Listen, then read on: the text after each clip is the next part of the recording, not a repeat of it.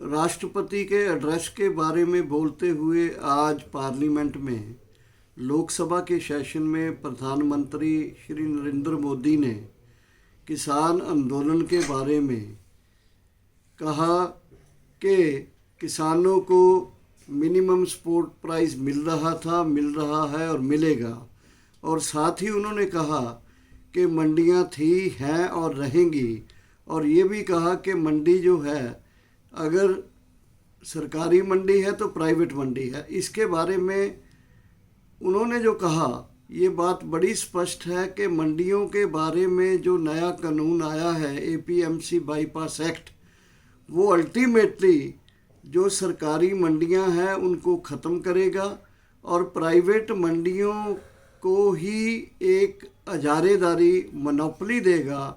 जिन मंडियों में जो बड़े कॉरपोरेट हाउसेस हैं वो अपनी बेच और ख़रीद करेंगे।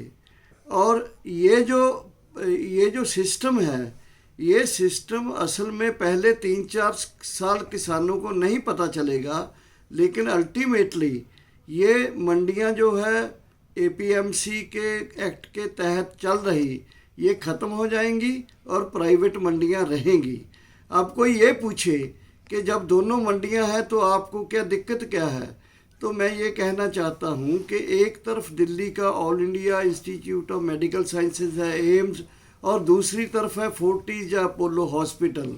तो कोई कहे दोनों चल रहे हैं, आपको आपत्ति क्या है?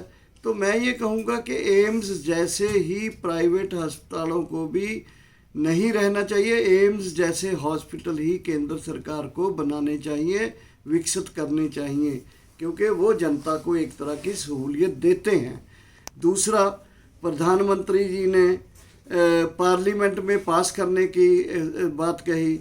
ये सब लोग जानते हैं कि राज्यसभा में कैसे इन कानूनों को पास किया गया, जबकि राज्यसभा में पास नहीं होते, ध्वनि मत से इनको पास किया गया।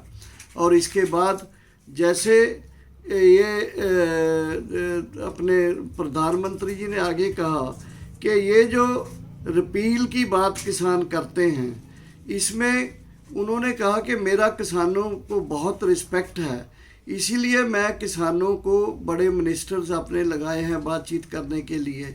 लेकिन सच बात ये है कि मिनिस्टर को मोदी जी के ही हैं, और वो लगातार 11 राउंड की बात होने के बावजूद भी किसानों को कोई भी उनके कानूनों के बारे में और साथ ही उन एमएसपी के बारे में कोई ठोस मुद्दे के रूप में, कोई ठोस एक बदल के रूप में कोई नहीं लेके आए। इसलिए आज तक आंदोलन जारी है। और उसके साथ ही उन्होंने आंदोलनजीवी या किसानों को गुमराह करने वाले बोला, या किसानों ने कोई दूसरे किस्म के मुद्दे उठाए हैं ये बोला, जबकि सच ये है कि आंदोलनकारी लोग किसानों के मुद्दों के बारे में ही लड़ाई लड़ रहे हैं, जनवाद के लिए लड़ रहे हैं। और किसानों के जो जेन्युइन मुद्दे पिछले 6 महीने से हम उठा रहे हैं, उससे एक भी डिमांड, इससे एक भी मुद्दा हमने उससे बाहर नहीं गए हैं।